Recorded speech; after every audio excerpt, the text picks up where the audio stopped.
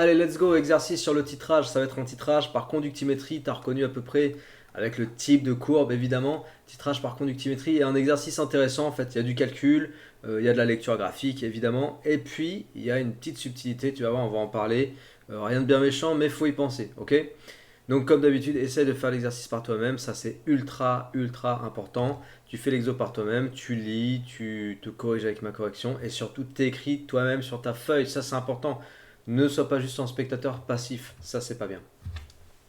Let's go. Lors d'un contrôle qualité, un technicien souhaite vérifier le pourcentage massique de nitrate d'ammonium NH4NO3 indiqué sur l'étiquette d'un engrais.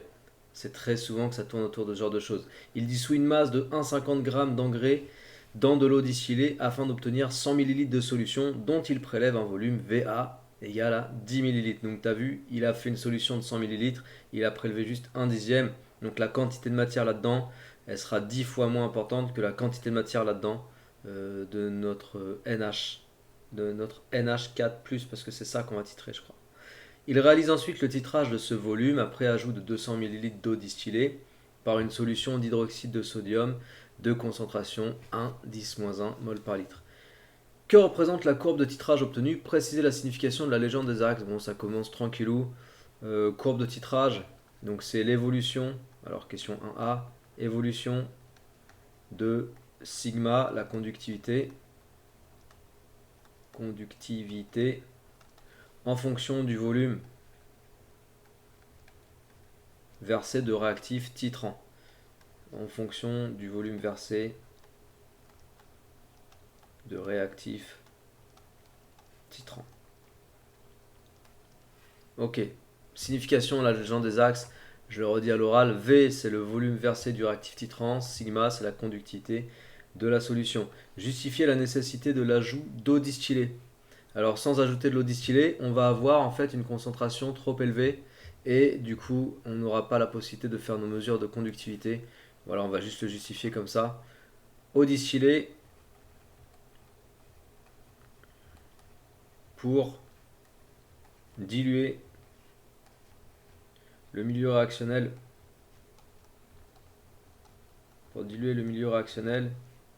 et rendre possible les mesures de sigma. Les mesures de sigma. Ok. La réaction support du titrage supposé total est une réaction acide-base. Écrire son équation tout de suite. Donc on a les couples ici. NH4 plus NH3, H2O, HO-. On a dit qu'on titrait avec une solution d'hydroxyde de sodium, Na+, HO- de concentration Cb. Donc on est sur la question 2A. 2A.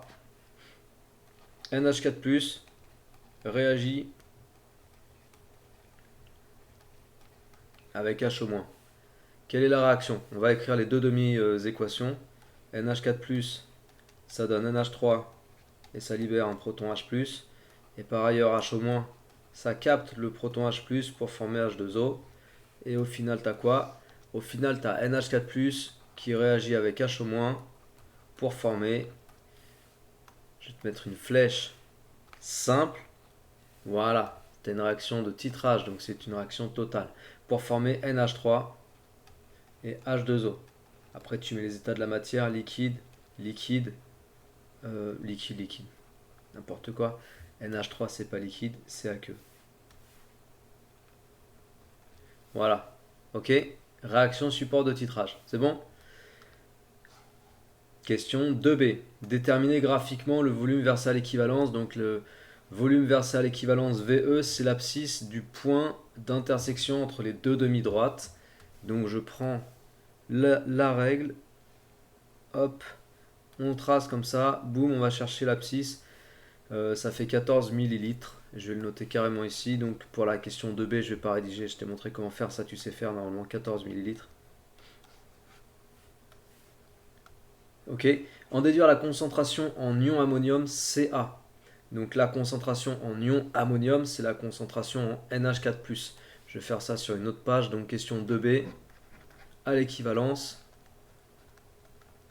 À l'équivalence. Les réactifs titrés et titrants ont été versés dans les proportions stoichiométriques. J'écris pas tout parce que ça c'est long. Les réactifs titrés NH4+ et titrant H- ont été versés dans les proportions stoichiométriques, on a donc la quantité de matière initiale de NH4+, divisé par 1, bien prendre en compte les coefficients stoichio, égale la quantité de matière versée pour atteindre l'équivalence de H- divisé par 1. Voilà. Ce qui nous donne pour NH4+, Ca fois Va. Donc Va, c'est le volume, les 10 millilitres ici qu'on a pris. CaVa égale Cb fois Ve, le volume versé à l'équivalence, égale CbVe. Bon, on va faire l'application numérique qui nous demande d'isoler Ca, on va faire ça. Hein. Alors Cb fois Ve sur Va. Ok, alors pour les unités, ici on est en mol par litre. Ici on va rester en millilitres et là aussi, puisque millilitres sur millilitres, ça va simplifier, ça fait du 100 unités. Comme ça, on aura bien une concentration molaire en mol par litre. Alors application numérique, Cb 1,0010-1. On garde l'information sur les chiffres significatifs, justement pour ne pas se tromper quand tu vas donner le résultat, et pour choisir le bon nombre de chiffres, et Va 10,0 ml. Et Ve c'était 14. 10,0. On peut faire ça de tête ou bien 10 moins 2, 14 10 moins 2, donc 1,4 10 moins 1 normalement, mol par litre. Ça fait ça, hein. 0,1 fois 14 divisé par 10. Voilà, 1,4 10 moins 1 mol par litre. Ok, ça c'est Ca. Et là on arrive à la question intéressante dans laquelle on va voir de la subtilité. Calculer le pourcentage massique en nitrate d'ammonium de l'engrais étudié. Donc il faut savoir ce qu'on cherche quand on cherche le pourcentage massique. Donc déjà, question D, le pourcentage massique de nitrate d'ammonium, c'est égal à la masse de nitrate d'ammonium, et le nitrate d'ammonium c'est NH4NO3, divisé sur la masse totale, la masse de l'engrais, les 1,50 grammes. D'accord? Donc toi, ce que tu veux retrouver comme information, c'est la masse de nitrate d'ammonium qu'on a utilisé pour préparer la solution de départ. Premier point. Calculons N NH4+, donc N0 NH4+, la quantité de matière obtenue dans la solution de 100 ml. Ok? Obtenue par dissolution de l'engrais. La quantité de matière obtenue par dissolution de l'engrais. Donc pour ça, je fais quoi? Eh bien, je vais aller utiliser justement la concentration que j'ai trouvée à la question d'avant, qui était Ca. Je vais multiplier la concentration Ca, qui est la concentration en ion ammonium.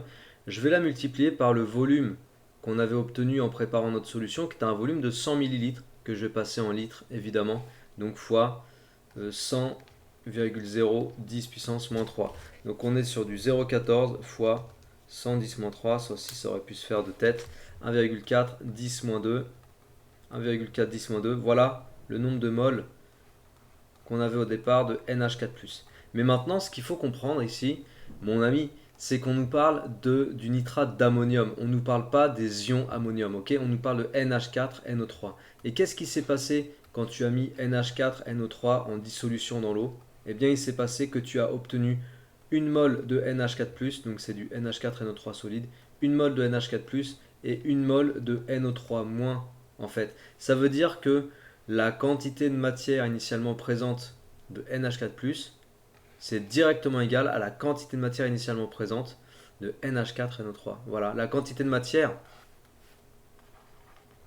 initiale du nitrate d'ammonium, c'est égal à la quantité de matière initiale de NH4+. Je te redis pourquoi. Parce que d'après cette petite équation de dissolution, une mole de NH4NO3 donne une mole de NH4+, et une mole de NO3-. Ça veut dire que si tu as trouvé 1,4 10-2 mol de NH4+, ça veut dire qu'au départ, tu avais 1,4 10-2 mol de NH4NO3. Compris? Voilà pourquoi on peut utiliser la quantité de matière du NH4+, pour parler de la quantité de matière de NH4NO3. Maintenant, le pourcentage massique, il est égal à la masse de NH4NO3, donc la masse initiale, hein, M0, sur la masse totale qui était de 1,50 g. Et la masse initiale de NH4NO3, c'était égal à la quantité de matière initiale de NH4NO3 multipliée par la masse molaire de NH4NO3. C'est pour ça qu'on te donne la masse molaire du nitrate d'ammonium. Voilà. Ici, la masse molaire du nitrate d'ammonium, 80,0 g par mol. Et en fait, là où tu pouvais avoir la puce à l'oreille si tu n'as pas pensé à reparler du nitrate d'ammonium et si tu as directement parlé du NH4+, c'est que si tu as parlé du NH4+, et que là à un moment donné tu voulais faire N0 NH4+, fois la masse molaire de NH4+, là normalement si tu as fait cette erreur, tu aurais dû te dire dans l'énoncé, ah on va pas parler de la masse molaire de NH4+, tu vois, on va parler de la masse molaire du nitrate d'ammonium. Donc ça c'est bizarre, ça veut dire qu'il fallait conclure avec le nitrate d'ammonium. On va faire le calcul. Donc la quantité de matière, on a dit 1,4 fois 10 puissance moins 2. La masse, on a dit 80,0. Et puis la masse totale, 1,50. Donc ça parle dans les bonnes unités. On fait le calcul. 1,4 10 moins 2 fois 80 divisé par 1,5. Et on obtient 0,75. Donc environ 0,75. Je garde que deux chiffres significatifs. C'est-à-dire un pourcentage massique de 75% de nitrate d'ammonium, de NH4NO3 dans l'engrais. Voilà, 75% en masse. Ok, c'est un pourcentage massique. Et voilà, j'espère que cette vidéo t'a plu. Si c'est le cas, partage, diffuse, abonne-toi à cette chaîne. Parle de cette chaîne autour de toi parce que si c'est une chaîne que tu trouves intéressante, pédagogique, avec des exercices clairs, concis, précis, des explications de ouf, et ben c'est à toi d'en parler autour pour que la chaîne grandisse et faire grandir cette aventure. Voilà, je compte sur toi et je te dis à très bientôt, très bien et reste bien motivé surtout. Ciao!